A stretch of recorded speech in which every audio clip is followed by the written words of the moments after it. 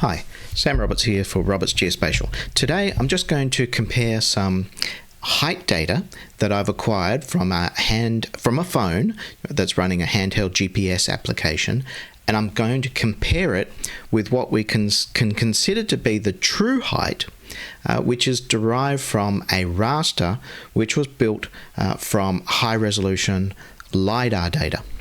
So I'm going to use ProRaster Essential. You can buy ProRaster Essential on the Microsoft Store for about $30. And I'm going to use Handy GPS, which is an app that you can get for your phone and turns your phone into a handheld GPS. So let me just bring up ProRaster Essential.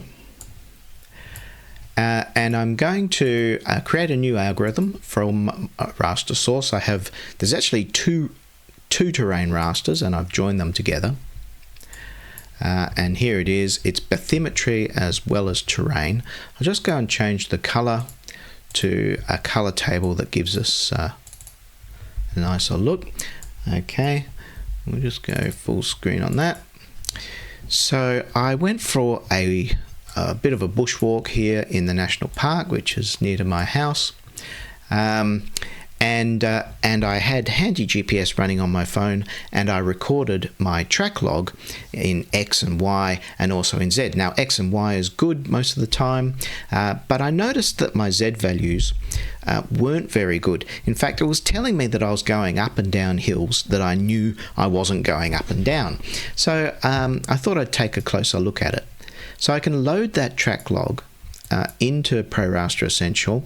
So I'll just browse to that Tracklog, and there it is. And so I started here and I went round in a loop. It's about 10.5 kilometers or so. So let me change the profile settings so we can see that a bit bigger. So here's my profile. So it's extracted the Z values from this LiDAR raster, and you can see it came down this big hill, right down to the beach. Here's the beach along here, and then all the way back up and back to where I started. So I can save this data, these Z values that have been extracted.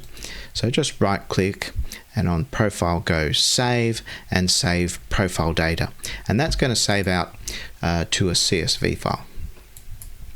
So taking your Tracklog and your CSV file from ProRaster Essential, you can bring that into something like Excel, and I've just subtracted one from the other, and then you can plot that. But we won't look at it in Excel. Instead, I'm going to bring up another app here. This is called Profile Analyst. I wrote the first version of this about 25 years ago, and you can still buy it from Datamine. And I've got the data plotted all here, so let me just go view full screen.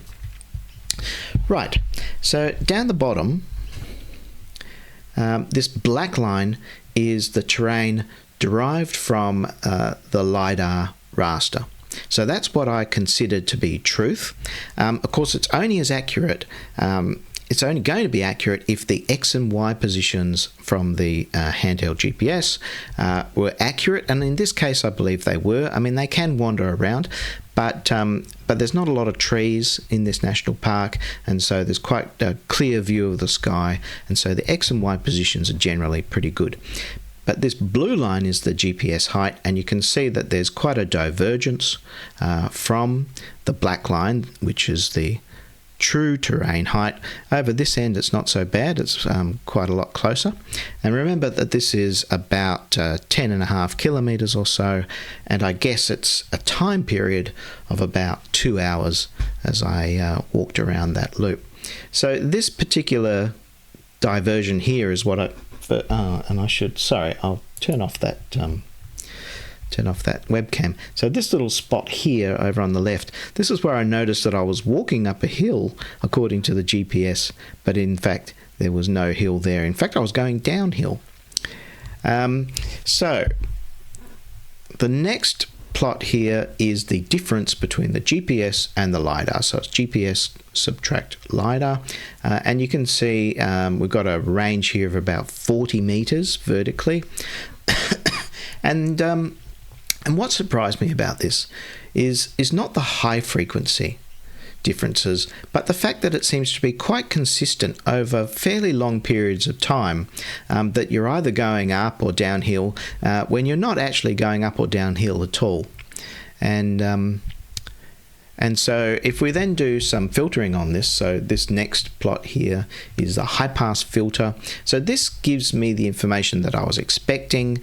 You expect to see some high frequency noise, and here we are plus or minus 10 meters vertically, and plenty of high frequency noise in that data. But this channel at the top here was what I was not really expecting to see, and this is a low pass filter, and so you can see, so each one of these ticks, that's 400 meters, so so that's what, about five minutes of walking. So you can see there's these low frequency, and they're about 400 meters, about 5 minutes. And this one's a bit long, this is twice as long, bong, bong. Quite substantial low frequency changes in the elevation, and they're consistent. So as you're coming along here, your GPS is telling you that you're going up a hill, but you're not.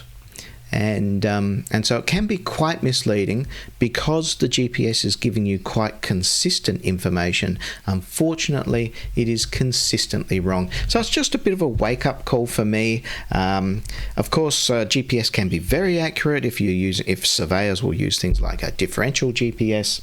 But in this case, when we just have a handheld GPS effectively, or in this case just a phone acting as a handheld GPS, or if you had a car or a plane which is not using differential GPS, well, then you're going to see these kinds of errors, and they can be quite consistent and quite misleading. So just a bit of a wake-up call and something to remember as you're walking around out in the bush like me, or driving a car and keeping an eye on your GPS. Thanks for watching.